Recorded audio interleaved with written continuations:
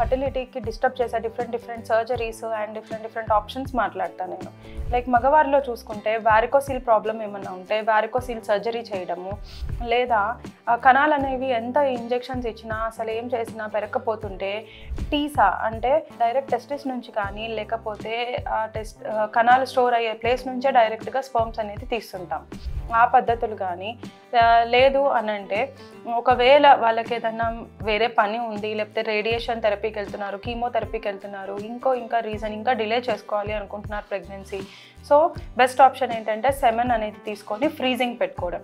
అంటే వాళ్ళు 2-3 కణాలు పరీక్షకి ఇచ్చినప్పుడు వాటిని టెస్ట్ చేసి మంచి స్పర్మ్స్ని మనకి కావాల్సినంత అమౌంట్ ఫ్రీజ్ చేసుకొని ఉంచుకోవడం. అలా మనం ఎన్ని ఇయర్స్ అయినా ఫ్రీజ్ చేసుకోవచ్చు. ఫీమేల్ విషయానికి వస్తే ఇప్పుడు లాప్రోస్కోపీ అనే ఆపరేషన్ చేసి మనకి ఏదైతే ఫర్టిలిటీని అడ్డుకుంటుందో అవన్నీ రిమూవ్ చేయడం, లైక్ ఫైబ్రాయిడ్స్ ఉంటే ఫైబ్రాయిడ్స్ తీసేయడం, కండలు ఏమైనా ఉంటే పాలిపెక్టమీ చేయడం, ట్యూబ్ టెస్ట్ లాప్రోస్కోపీ ద్వారా ట్యూబ్ టెస్ట్ చేసుకోవడం, అలాగే ఏమైనా చిన్న అతుకులు ఎండోమెట్రియోసిస్ ఉంటే వీటిని క్లియర్ చేసుకోవడం. కొన్నిసార్లు చాక్లెట్ సిస్ట్ అంటారు, అవి కొంచెం పెద్దదిగా ఉండి 2 పక్కల అండాశయాల్లో మనకి ఓవ్యులేషన్ అనేది డిస్టర్బ్ చేస్తుంది, దాన్ని తీసేసేయడం. లేదు పీసీఓడి తీవ్ర స్థాయిలో ఉంటే వాళ్ళకి డ్రిల్లింగ్ లాంటిది చేయడము, ఇవన్నీ ఫర్టిలిటీని బూస్ట్ చేస్తాయి.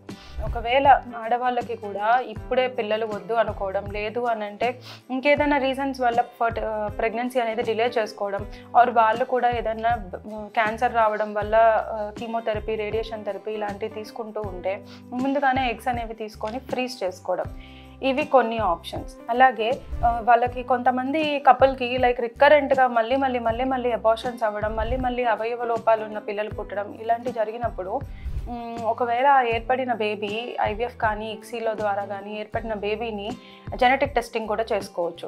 అది కూడా కొంతమందికి ఇన్ఫర్టిలిటీకి హెల్ప్ చేస్తుంది.